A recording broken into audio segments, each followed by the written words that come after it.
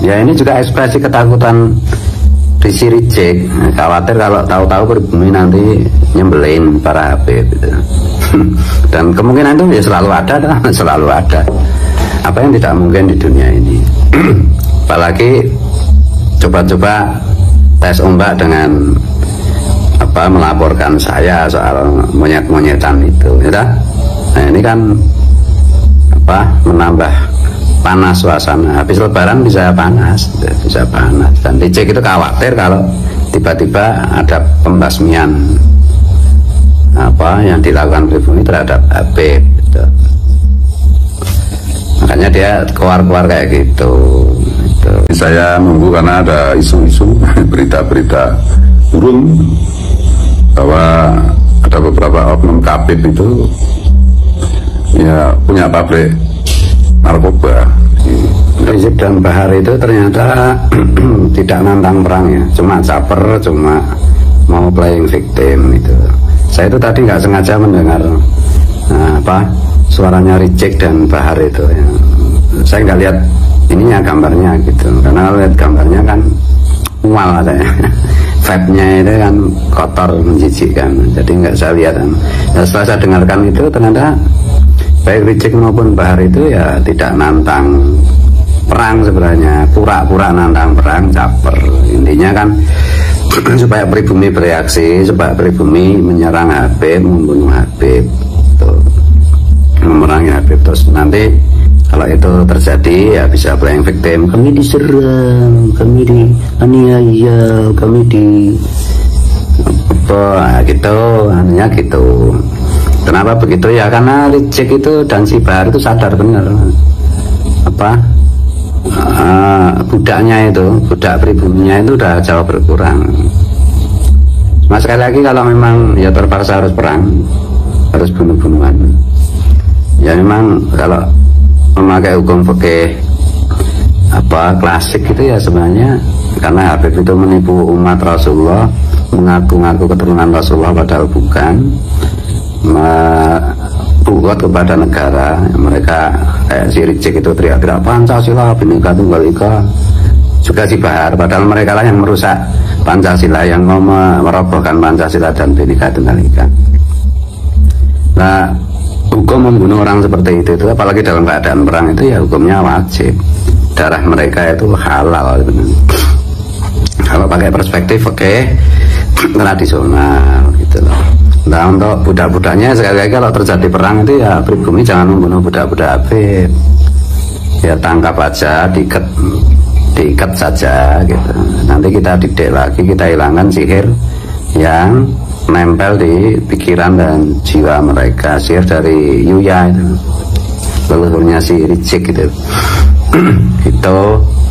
Jadi teman-teman nggak usah gimana-gimana, dan ya ini juga ekspresi ketakutan Rizky Rijek, khawatir kalau tahu-tahu pribumi nanti nyembelin para Habib gitu. Dan kemungkinan itu ya selalu ada, selalu ada. Apa yang tidak mungkin di dunia ini.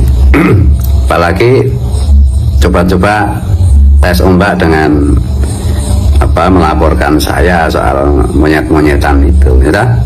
Nah ini kan apa menambah panas suasana. Habis lebaran bisa panas, dan Rizky itu khawatir kalau tiba-tiba ada pembasmian apa yang dilakukan pribumi terhadap Habib gitu. Makanya dia keluar-keluar kayak gitu. Ya itu ekspresi ketakutan Rizky, ekspresi ketakutan si Bahar gitu. Apalagi kelihatan si Bahar itu udah putet ya, mungkin karena ya pondoknya kan tanahnya bermasalah juga, atau pondoknya Rizky kan juga bermasalah, bisa digusur, dirobohkan oleh pemerintah daerah tuh misalnya. Dan bisnis esek-eseknya juga, bisnis esek-esek para Habib yang di Bogor kan udah disikat sama ADM. Entah. Jadi saya nunggu karena ada isu-isu berita-berita turun bahwa ada beberapa oknum Habib itu ya punya pabrik narkoba, nggak tahu di mana, di Jawa Barat apa di Jawa Tengah gitu. Di backup oleh oknum aparat. Ya kita lihat aja nanti gitu ya. Jadi sudah cek, saya nasihat kedua ini, udah cek, udah ngaku aja kamu bukan keturunan Nabi di depan publik, berhenti memprovokasi orang. Memang reject sama si Bahar itu kan kalau ngomongnya provokasi terus dan membolak-balikkan fakta dan kenyataan. Mereka yang mendukung ISIS, tapi mereka juga ngaku musuh-musuh Pancasila. Ya dajjal ya begitu. Ya. Kalau mau, kalau enggak ya terserah Allah. Allah itu kalau berkehendak ya bisa aja itu. Peristiwa 65 itu terjadi lagi, peristiwa yang dialami oleh Habib DN Aidid, oleh Habib Sofyan Barakbah, oleh Habib siapa lagi yang satu itu, soal Munawar, satu lagi yang temannya Sofyan Barakbah itu siapa, Pak, yang disembelih oleh Pribumi. Bisa aja terjadi lagi kalau masih ngengkel nih cara Jawa. Ya iki aku sisa samaan itu. Oh ya, ini satu lagi ini, ada Kiai bilang ya kita kan harus menjaga ukhuwah. Ya memang bahwa Rasulullah itu mengajarkan kita ukhuwah Islamiyah, ukhuwah sesama umat Islam, ukhuwah watoniyah, ukhuwah sesama warga bangsa negara, dan ukhuwah basyariyah, ukhuwah sesama manusia. Itu kan juga Mbak Wahab Hasbullah itu kan mengutip mutiara kata dari Sayyidina Ali karramallahu wajhah. Ya benar. Tapi apakah berlaku juga untuk terhadap Habib? Ya enggak. Ya mereka nipu umat Rasulullah, ngaku cucu Rasulullah padahal bukan, dan pengakuan cucu itu mereka gunakan untuk merusak bangsa dan negara, merusak agama, merusak marwah kehormatan kemuliaan Rasulullah dan merugikan umat Rasulullah. Nah, itu kan buat fil Islam, buat fil negara kan.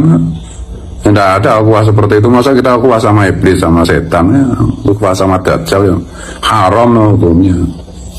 Ya, yang benar itu waswah, memerangi. Kalau salah kalau minta maaf. Merdeka.